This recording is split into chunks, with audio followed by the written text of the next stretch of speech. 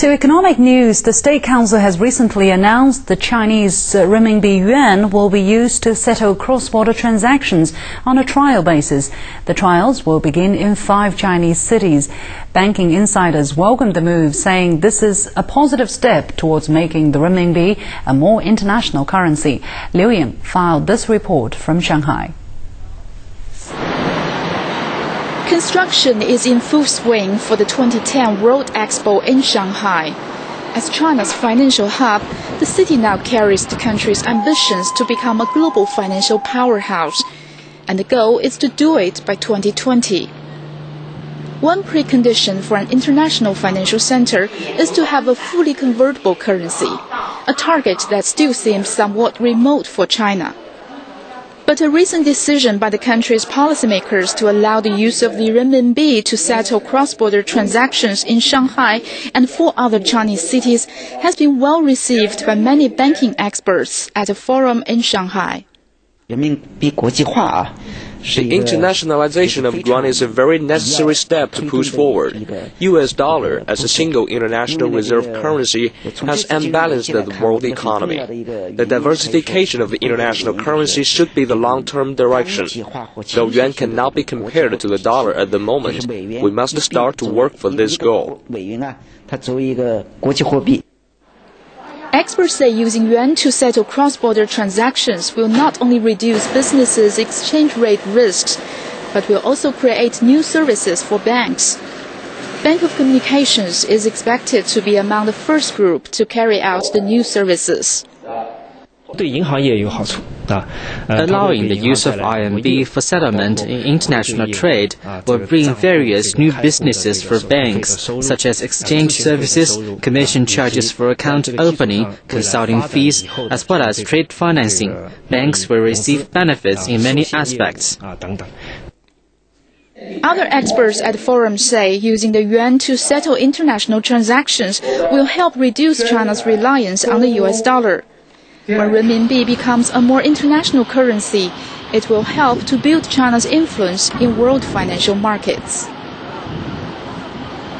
China aims to have a bigger say in the international financial system. That requires cementing its financial clout and a fully tradable currency.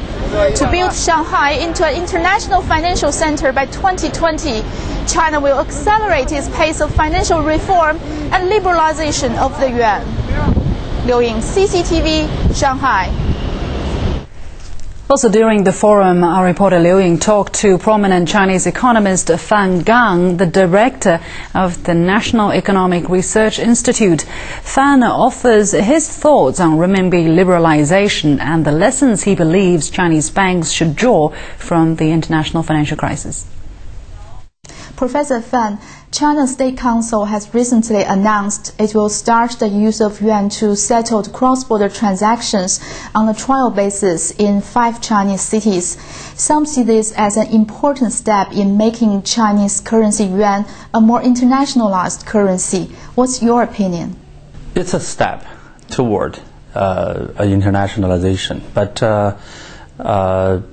let's think this way.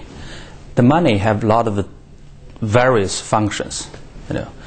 One function become more internationalized may not means other functions already in this process of internationalization. This settlement means is a part of the intermediate function of the currency.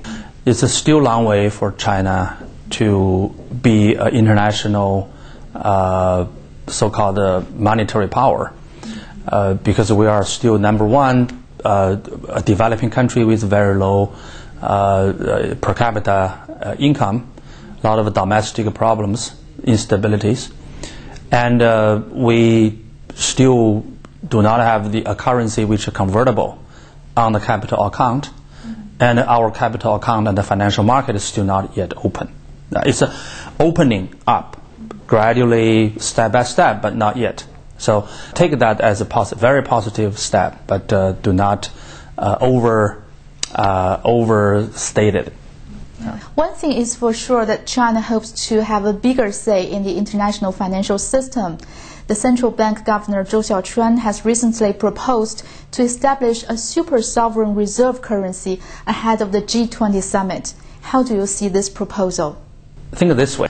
Before we got this dollar-based system, right? Dollar as a reserve currency system. But dollar behaved, and dollar always want to devaluate. But then its devaluation become problem our currency revaluation. And if you do not revaluate the U.S. currency, all the U.S. economists, those people who do not understand very well how the exchange rate is determined, I'll blame you, blame China for the global imbalance and the other things, right? But I think this proposal, at least to raise the question, show the American people and the American Congress people, here's your problem. The problem is this dollar-based international financial system. It's not our problem. So at least this voice now heard, right? Before they don't even want to listen. They don't even care to listen. Now the message is through. So that's, I think, the very positive changes. And you have to respond. Of course, American would resist it, would oppose any change which may let the U.S. become not a reserve currency or whatever. That's their vested interest.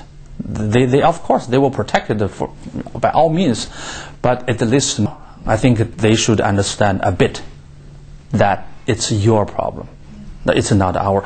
Don't blame China's so-called manipulation when we have this global imbalance. So that's, I would say, very positive.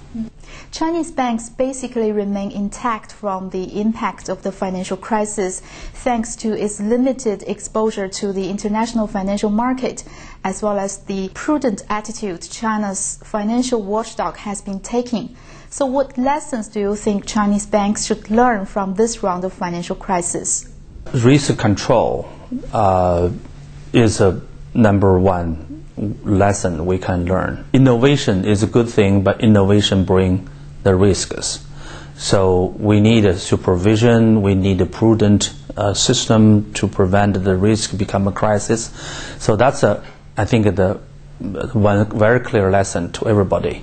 But also, I think from the crisis, I think China's banks, financial institutions, and the supervisors, the government regulators also should recognize how backward we are in the financial market, right? How underdeveloped our financial system. Think about this: derivatives. We are not even able to use them.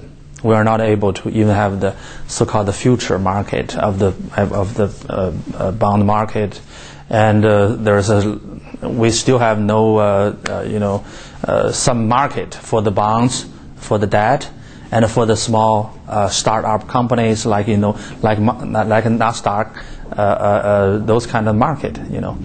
So that means that lessons also very clear. We have to develop further. It's not, this crisis doesn't show that we should stop here, but rather we needed to develop.